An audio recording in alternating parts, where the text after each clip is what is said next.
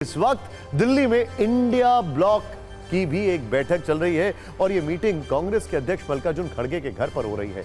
इसमें सोनिया गांधी के साथ साथ राहुल गांधी और प्रियंका गांधी वाड्रा भी मौजूद हैं। इसके अलावा आरजेडी से तेजस्वी यादव, एनसीपी पवार से खुद शरद पवार, सुप्रिया सुले, शिवसेना उद्धव से संजय राउत और आम आदमी पार्टी से संजय सिंह और राघव चड्ढा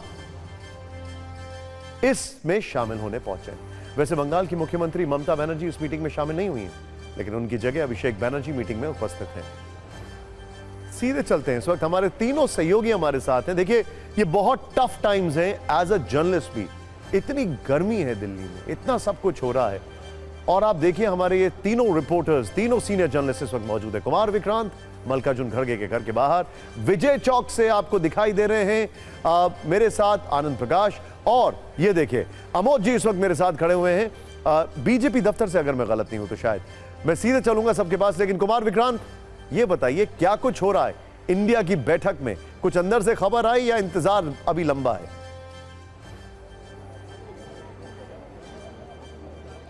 देखिए, सूत्रों के हवाले से ये जानकारी मिली है कि उद्धव ठाकरे ने जो अपने दो प्रतिनिधि भेजे हैं, संजय राउत और अरविंद सावंत, और वहीं ममता बनर्जी ने अभिषेक बनर्जी को भेजा है। इन दोनों की ओर से इनके आला कमान का ये संकेत है, संदेश है कि हमको सरकार बनाने की कोशिश करते हुए दिखना चाहिए। वहीं कांग्रेस पार्टी के जो सूत्र हैं उनका कहना है कि चूँकि अंगणित हमारे साथ नहीं है, हमने एक जो पार्टी कांग्रेस पार्टी कहती आई है कि हमने नैतिक जीत हमारे गठबंधन ने हासिल की है। प्रधानमंत्री मोदी जो 370 पार 400 पार का नारा दे रहे थे, बीजेपी 272 के आंकड़े पर नहीं पहुंच पाई, ये उनकी नैतिक हार है, उनको इस्तीफा देना चाहिए। तो हमको सत्ता लोभी होते हुए नहीं दिखाई पड़ना चाहिए। ऐसे में बहुत उत्सुक नहीं है कांग्रेस पार्टी सरकार गठन की ओर। लेकिन एक बात जरूर है जो संजय राउत ने बयान दिया कि जब लोकतंत्र होता है तो जोड़ तोड़ होती रहती है, संभावनाएं बनी रहती हैं, यानी भविष्य की संभावनाओं को टटोलने की बात है। तो अब ऐसा लगता है कि शायद गठबंधन की दिशा में सरकार बनाना बहुत मुश्किल है, दूर की कौड़ी लगता है। हालांकि सूत्र ये बताना है कि अंदर खाने बातचीतें हो रही हैं, लेकिन वो कितनी सफल होंगी, सफल हो पा रही हैं या नहीं, शायद नहीं हो पा रही हैं। तभी कांग्रेस पार्टी की ओर से कह दिया गया कि हम बहुत उत्सुक नहीं हैं। ऐसे में अब कन्वीनर कौन हो, इसको बहुत बड़ी खबर ब्रेक कर रहे हैं। कुमार विक्रांत ये बता रहे हैं, ध्यान से देखिए तस्वीरें, कुमार विक्रांत को फ्रेम में जरूर रखिएगा। उन्होंने कहा है कि बकायदा शिवसेना उद्धव गुट और टीएमसी ने कहा है कि सरकार बनाने की कोशिश करिए, ट्राई तो करिए एक बार। ये बहुत बड़ी खबर कुमार विक्रांत बता रहे हैं जो इस बैठक में हो रहा है। इस बैठक में जो इंडिया गठबंधन की बैठक है, मैं चाहूंगा इसको अगर आप संभव हो तो ब्रेकिंग के तौर पर भी ले लें। बहुत बड़ी खबर है कि शिवसेना उद्धव गुट यानी संजय राउत और टीएमसी की तरफ से कहा गया कि प्लीज सरकार बनाने की कोशिश तो करिए। यह बड़ी बात है जो कुमार विक्रांत बता रहे हैं। लेकिन अब एक और तस्वीर है राहुल, जरा वो तस्वीर पलट के दिखाइएगा जो तस्वीर थोड़ी देर पहले हमने बैठे हुए दिखाया था। प्रधानमंत्री की जो बैठक चल रही थी, सीधे चलेंगे। अमोद जी मेरे साथ हैं, आनंद मेरे साथ हैं, विजय चौक पर आनंद है और अमोद जी मेरे साथ हैं। अमोद जी, राहुल जो बैठने वाली तस्वीर थी ये तो फोटो सेशन की तस्वीर है। अमोद जी देखिए, बहुत कुछ तस्वीरें बयां कर रही हैं। प्रधानमंत्री मोदी बीच में, हरे रंग की उनकी जैकेट है, एक एक चीज सिग्निफाई कर रही है।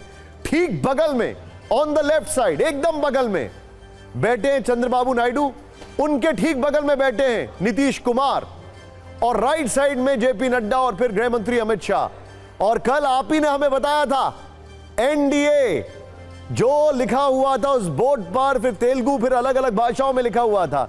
यानी साफ है, एक एक चीज एकदम क्लियर कट है कि everything is going as per plan. क्या यह बात समझी जाए? बिल्कुल ईशान, देखिए मैं इस वक्त प्रधानमंत्री निवास पे खड़ा हूं और जैसा कि आपने बताया, बीजेपी जहां रहता था आज की तारीख में एनडीए हो गया है। प्रधानमंत्री बहुत सोच समझकर कोई भी काम करते हैं। एक अपना हाथ अगर वो बीजेपी के प्रमुख नेताओं को मान रहे हैं तो आज की तारीख में दूसरा हाथ चंद्रबाबू नायडू और नीतीश कुमार जैसे नेता एनडीए घटक दल हैं। ये बात साफ साफ उस तस्वीर से झलकती है। और जो अंदर बात हुई है, मैं आपको बताऊं सबसे पहले निशांत की क्या बात हुई है। उसमें प्रधानमंत्री मोदी के नेतृत्व पे सबने भरोसा जताया और ये कहा, चंद्रबाबू नायडू की तरफ से ये कहा गया कि जिस तरह से आपने देश को विकास की गति दी है और जिस तरह से विकसित भारत का एक पैटर्न आपने शुरू किया है, वो अपने आप में सराहनीय है। दूसरे एनडीए घटक अमोद जी, मैं आपको रोकूंगा यहाँ पर। ये तस्वीरें बहुत कुछ बयां कर रही है। 2024 का सबसे बड़ा चुनावी राजनीतिक मुकाबला खत्म हो चुका है, नतीजे आ चुके हैं। दर्शक रूपी जनता स्टेडियम से घर लौट चुकी है, सत्ता के खिलाड़ी मैदान से बाहर निकल चुके हैं। जो जीते हैं उन्हें बधाई और जीत का प्रमाण पत्र सौंपा जा चुका है। हर 5 वर्ष में होने वाले इस मैच के स्कोर बोर्ड पर एनडीए को 292, इंडिया को 234 और अन्य को 17 नंबर मिले हैं। ऐसा लगता है जनता ने कहा है सब खुश रहो। इस स्कोर के बाद इंडिया गठबंधन के नेता यह दावा कर रहे हैं कि इस मुकाबले में जीत उनकी हुई है, लेकिन लोकतंत्र नंबर्स के आधार पर चलता है, ना कि दावों पर। और हकीकत यह है कि लोकतंत्र के नंबर गेम में बीजेपी ने अकेले तो नहीं लेकिन सहयोगियों के साथ इस मुकाबले को जीत लिया है। लगातार 2 बार देश के प्रधानमंत्री रहने वाले नरेंद्र मोदी तीसरी बार देश के प्रधानमंत्री बनने वाले हैं और शपथ की तारीख जो है वो नजदीक है। इस जीत और शपथ के साथ नरेंद्र मोदी कई रिकॉर्ड अपने नाम करने वाले। इसमें से कुछ मामलों में वो देश के पहले प्रधानमंत्री पंडित जवाहरलाल नेहरू के समकक्ष हो जाएंगे, तो कुछ मामलों में वो देश के इकलौते नेता होंगे। आज सत्ता में हमने अपने न्यूज मित्रों के लिए नरेंद्र मोदी के कीर्तिमानों पर एक छोटी सी कुंजी तैयार की है, जिससे आप समझ पाएंगे कि तीसरी बार पीएम बनने के साथ नरेंद्र मोदी भारत के इतिहास में कहां खड़े हो जाएंगे। नरेंद्र मोदी पंडित जवाहरलाल नेहरू के बाद देश के इकलौते व्यक्ति बन जाएंगे जो लगातार तीसरी बार पीएम बनेंगे। जवाहरलाल नेहरू 1952, 57 और 62 लोकसभा चुनाव के बाद पीएम बने थे। नरेंद्र मोदी 2014, 19 और 2024 में पीएम बनने की ओर बढ़े।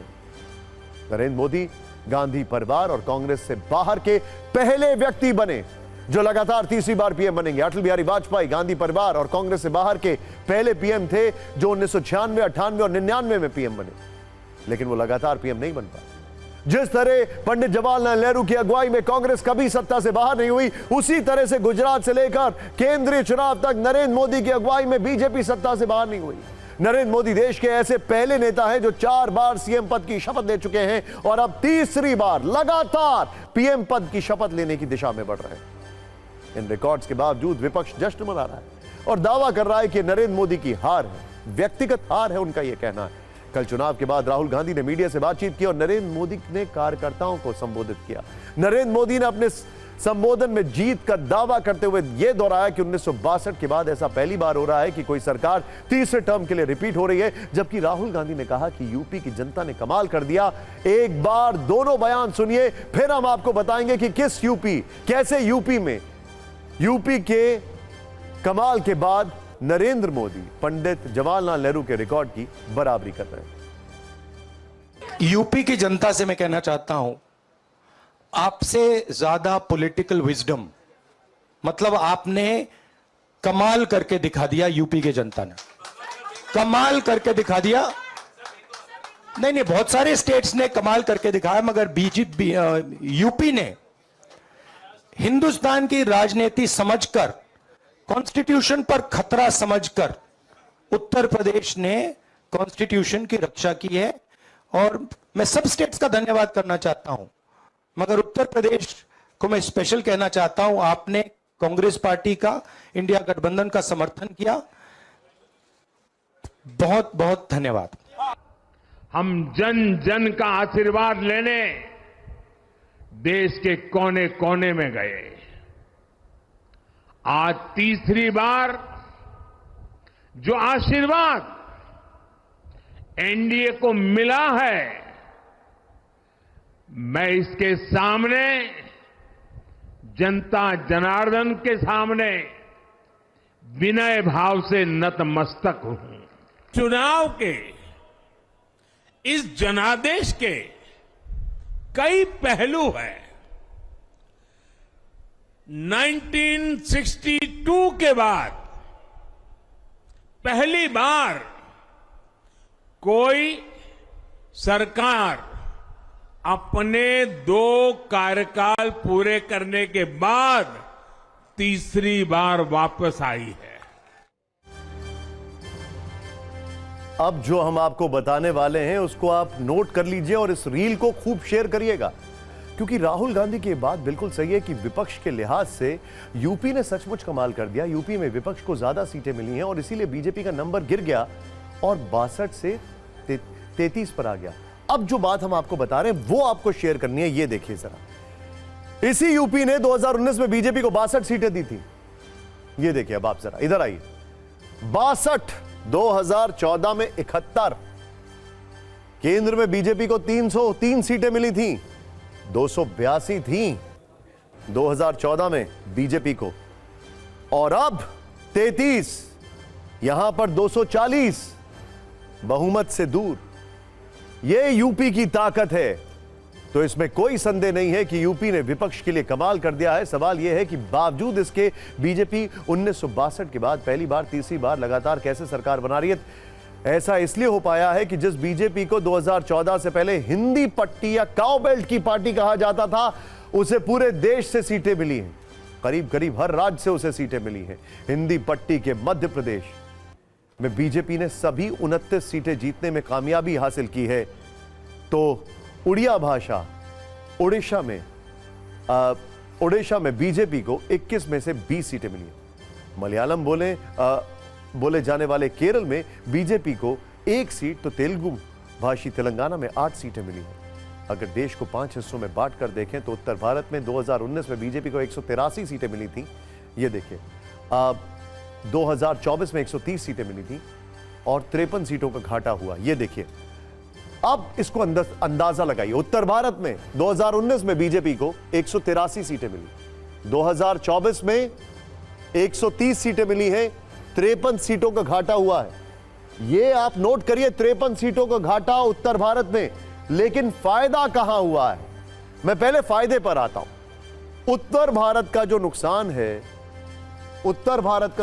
है वो कहां फायदे में तब्दील हुआ? ये देखिए, पूर्वी भारत 26 सीटें 2019 में मिली थी, 32 2024 में, और 6 सीटों का फायदा हुआ है। पश्चिम भारत में 51 सीट मिली थी 2019 में, 2024 में 36, नुकसान यहां पर भी 15 सीट का है। लेकिन फायदा हुआ है दक्षिण भारत में 29 सीटें थी, इस बार 30, 1 सीट का फायदा हुआ है, और नुकसान 2 सीटों का हुआ है पूर्वोत्तर भारत में भी। यह आपके सामने। वैसे पीएम पद की शपथ से पहले इस बात की अटकलें है कि अगर नीतीश कुमार और चंद्रबाबू नायडू एनडीए से इंडिया गठबंधन की तरह चले जाएं तो क्या मोदी पीएम बन पाएंगे? वैसे तो दोनों कह रहे हैं कि नहीं, वो एनडीए के साथ हैं, लेकिन राजनीति में अपनी ही कई बातों से पलटने की परंपरा रही है। ऐसी स्थिति में क्या होगा, इस पर हम एक थोड़ा सा अंक गणित करते हैं। एनडीए के पास 292 सीटें हैं। ध्यान से देखिए, अब आप पीछे एक एक फैक्ट मैं आपको दिखा रहा हूं, जरा तेजी से राहुल इसको दिखाते जाएंगे।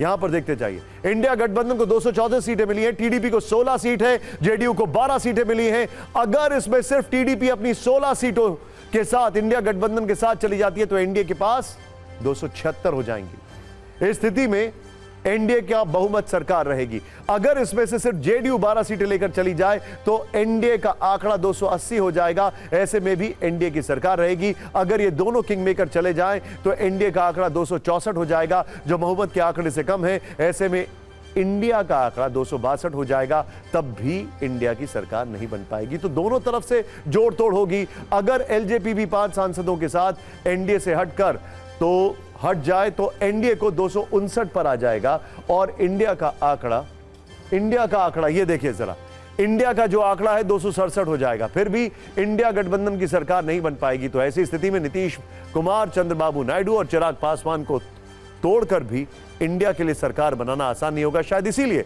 संकेत मिल रहे हैं और सूत्रों से दावा किया जा रहा है कि कांग्रेस सरकार बनाने के लिए इच्छुक या उत्सुक नहीं है। इस सब के बीच नीतीश कुमार सियासी मिन्नतों की मीनार पर खड़े हुए हैं। इंडिया गठबंधन के नेताओं को सबसे ज्यादा उम्मीद नीतीश कुमार के पलटने की है। यह उम्मीद इसलिए भी है क्योंकि नीतीश कुमार का पलटने का इतिहास काफी मजबूत रहा है। अब जरा ध्यान से देखिएगा, 1974 में जेपी आंदोलन से निकले नीतीश कुमार लंबे समय तक लालू यादव के साथ रहे, लेकिन 1994 में उन्होंने लालू यादव से अलग होकर समता पार्टी बनाई। 96 में एनडीए का हिस्सा बने। 2013 में बीजेपी में नरेंद्र मोदी का कद बढ़ा तो एनडीए से अलग हो गए। 2015 में आरजेडी के साथ चुनाव लड़े और जीते। 2017 में अचानक एनडीए के साथ आ गए। 2022 में एनडीए से नाराज हुए और फिर आरजेडी के साथ चले गए। 2024 में आरजेडी के साथ मजा नहीं आया तो फिर से एनडीए में आ गए। असली मौसम वैज्ञानिक तो ये है, मेट्रोलॉजिकल डिपार्टमेंट ऑफ पॉलिटिक्स। यानी नीतीश कुमार के पलटने का राजनीतिक इतिहास काफी लंबा है और पुराना है। इसीलिए इंडिया गठबंधन के नेताओं के मन में यह डायलॉग लड्डू की तरह फूट रहा है कि नीतीश जी एक बार फिर पलट जाइए, पलट। बड़े मीम्स भी बन रहे हैं इसमें।